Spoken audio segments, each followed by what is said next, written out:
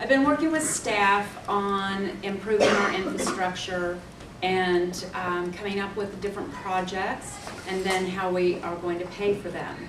And so some of the projects have been writing the TAP grant and the RTP grant, getting sidewalks and our streets upgraded,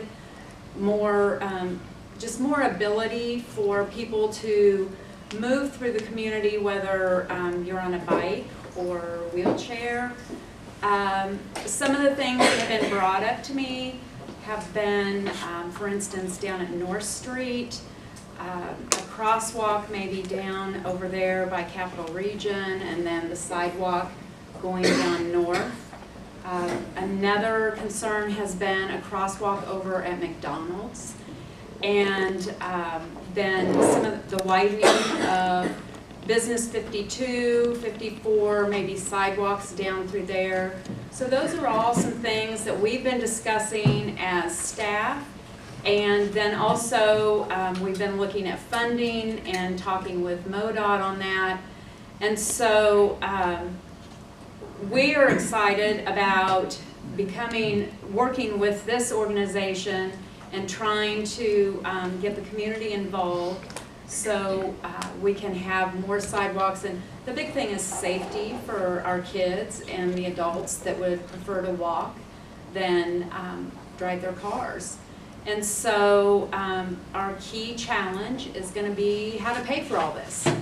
And the city does not have a lot of revenues that come in to put towards sidewalks and streets. So really it's a community project where we can all get together, work together, and come up with some different plans, come up with a priority list, and go from there.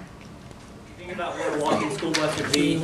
If you lived in town, if you lived in a certain area, and you would grab your kid, let's say if you lived on Maple Street, and this week would be my week, and I would grab the kids on Maple Street, and I would walk the group of 20 or 30 kids from Maple Street all the way to South Elementary School, and it's just called the walking school bus. And so it's a way to get kids active, it's a way to get them moving, and so you want to have safe places that your kids can walk to school. And so right now we don't have a sidewalk going from Rock Island Park to our elementary schools, but we were able to receive the TAP grant, and so we'll be getting a sidewalk from Rock Island Park all the way to South School, and then from there we'll be able to get to Upper Elementary also. And so when we think about the vision, I believe the younger families want to have places where they can walk with their kids, and where they can go and raise a family. And so at our parks, at our school, we were able to get a grant also, and we have wonderful playgrounds. We have a dirt track so kids, if they want to bring their bicycles and ride, our ballparks are right there. And it's just that connection of how do we get people to say you can go to Rock Island Park, you can go downtown to Maple Street, you can grab a bite to eat, you can hit all these functions. How do I ride to the pool, over to the ball field, to the park? How do we connect the town to where we all feel safe, that our kids are walking or biking or traveling somehow, but we do feel pretty safe that they're walking through our community. And so that's some of the visions that I see that we could do. We do a walk to school day, and it's always funny because we don't have sidewalks to get to our elementary school, and so we just walk down the middle of the street. Some people say how often, and so the other morning I was quick with my phone discreetly of like, here's a family walking to school on this side, and here's a dad on this side.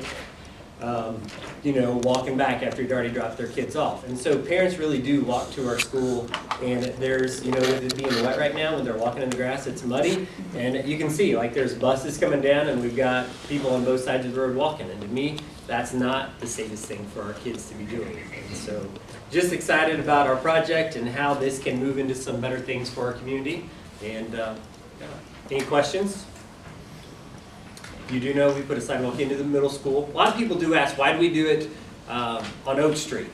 So the reason is Highway CC is very busy, and if you want kids to walk, we didn't think it was best to put it next to Highway CC. We felt like we wanted to encourage the kids to go on the back side of the middle school, which is safer. And so we've even put some exercise equipment out there, just some more things to get people over in that direction, to start walking and exercising, and just a safe place for the kids. When do you expect the sidewalk to be done from Park to the school? You know, Scott, I mean, we're probably looking a year. By the time we have to do the environmental, the NAEP study, the different studies, environmental that we have to go through, they help a lot with the funding, but it also takes just a little bit long. So probably a year before we'll have that ready. So when we moved home, you know, I mean, that's one of the things that you notice is you know, the lack of sidewalks and the opportunity to be neighborly. So, and I think, you know, in looking back, it makes you realize that you do take some things for granted. And one of the things that we took for granted, for example, is we have 2 boys. Both of them have special needs. So while we were in Mississippi, Tennessee, and Illinois, we always had the boys in the Special Olympics. So when we moved home, there's no Special Olympic program here.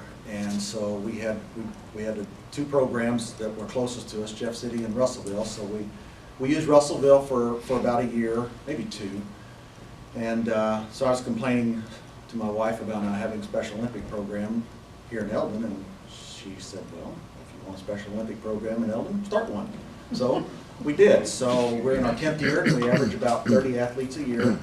And so the reason I share that with you is that just a little comment that Krista made to me, that she said, just, you know, if you want to see change, do something about it. So that's why I'm here tonight. I want to be involved, and I want to see us progress. So 2 reasons basically that I'm here. One is on behalf of my wife and I.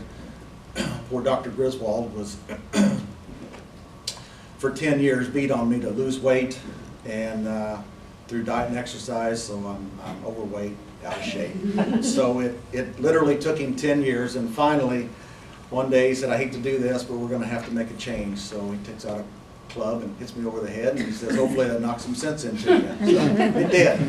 But so we got I got on a diet and exercise program. My wife said, if you're going to do it, I'm going to do it with you. So we both got on that program, and we've been on it for a couple of years, or close to 2 years. Not only is it diet, but it also includes walking, a lot of walking. Krista uses the high school track to walk. She doesn't like walking the streets because of safety issues, and we certainly don't have the sidewalks to accommodate. So she walks the track 4 or 5 times a week. I feel like I've spent my whole life running in circles, so I hate the track because I just don't want to keep going in circles unless I lose track after 2 laps. So I use the streets to walk and run. There are certainly safety issues. You're constantly looking forward and backward. You're looking for distracted motorists, speeding, texting, cell phones, etc. So if we had the sidewalks in town, the only sidewalk that we have that's on my route is up Oak Street from Haynes up, which is nice, so we can use that. But more sidewalks would certainly be beneficial. The second reason, and the last reason, but the most important reason, is because of my 2 boys. They both have special needs. They don't drive, however, they do own their own home. They're over on Grand. So their primary means of transportation is walking. They walk to work, they walk to church, they walk to the store, they walk to the restaurant, they walk to the bank, they walk everywhere. Sometimes they'll make 2 to 3 trips a day, which is good because it's 3/4 of a mile or so from their house to town, so they're logging in some good miles, so it's good exercise. But the route that they take, because of where they live, I do worry about them, because I don't think that either one of them will be as observant as what I am, always watching for traffic. And so that's an area of concern for me. And so I asked them both, I said, if we had sidewalks, would you use them? And they're like, yeah. And if we think that we don't have pedestrian accidents in Eldon, we do. Because last summer, Brett was on his bicycle and was hit by a motorist. And luckily he wasn't hurt, but it destroyed his bike, and he had a lot of road rash on his arms and legs. So had his helmet on, which is good. But he was hit by an elderly lady. She certainly wasn't speeding. She wasn't using her cell phone, wasn't texting. The sun was in her eyes. And so you know, that was eye-opening for us to just make sure that we have safety in place. But we could certainly use the sidewalks, and I think that we've got a lot of things to look forward to in this community. The depot's exciting, the Rock Island Trail is exciting, Rock Island Park, I love seeing the track that was put in. I see people using it all the time, probably after eating chili dogs and ice cream, but I see them using it, and so that's a good thing, and I just like to continue to see us progress and move in the right direction and become a friendly, neighborly, safe community. So. It's about making sure that everyone, no matter your mobility, has a way to get around their community. It's making sure that kids can walk and bike to school. And so that's really what I'm going to talk about. I'm going to touch on funding a little bit. I'm going to touch on what this encompasses. But before I get into that, I just want to do a quick background on PEDNET, which is the organization that I work for. So we are a local nonprofit that was funded on Earth Day in 2000, and we operate in two distinct ways. So first, we are a local nonprofit organization that provides advocacy and educational programming in Columbia, Missouri, where we're headquartered. And secondly, we operate as a national consulting business. So we take the best practices that we have learned and share them with communities across Missouri. And so that's what I'm here today on behalf of the consulting services. And one of PEDNET's first initiatives when they got started in 2000 was to pass a complete streets policy. And so they eventually did that in 2004, making it the first policy in the state of Missouri. So this is something that we have been working on not only in Columbia but across Missouri for years. So I know we've had a lot of public comment about sidewalks and bike lanes and getting kids to school and things like that, but what exactly is a livable street? Well, whether you've heard of it as livable street, complete street, they're the same thing. And the idea is really just to have a way to allow people in your community, no matter their age, no matter their ability, and no matter their mode of transportation, to be able to get around in their community. One of the things that's really important is that livable streets are context sensitive. So what's appropriate in a rural area is not going to be appropriate in a downtown area. So for example, oh, those are terrible photos. They did not. But I mean, you can kind of see, so the photo on that is a little more of a downtown area. So for that, having sidewalks is appropriate. There's probably some bike lanes as well. But if we look at this picture, you know, that's like a rural highway, and adding a sidewalk, you know, along a 7-mile, 8-mile, 10-mile stretch of a rural highway just really doesn't make sense. But to make that a livable street, just adding, you know, a 6-foot paved shoulder would make that considered a livable street. So they are context sensitive. They try to be appropriate and flexible for the community that you're working with. That 6-foot shoulder not only allows, as you can sort of see in the blurry photo, for someone to go walk if they want some exercise, if a bicyclist wants to go out for a ride, or even for the vehicle. You know, if there's an emergency and they need to pull off to the side of the road, that 6-foot shoulder provides a space for them to do that. So we're looking at all modes of transportation and figuring out how we can accommodate them safely and easily. The other really important thing to take note about livable streets is that they're not new. This is really an old idea that we're just trying to bring back. So if we take a look at this, you can see all those blue lines that are on that map.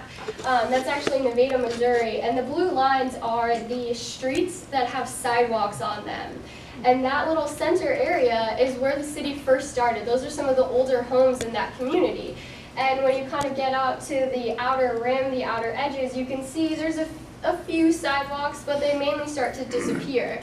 And that tends to be the case in a lot of communities. It hasn't been for the past couple decades where we've really felt like sidewalks have become an optional amenity, and so we're just trying to go back to how we used to do it, where sidewalks were part of your street. It's not an optional amenity, it's just providing access for everyone.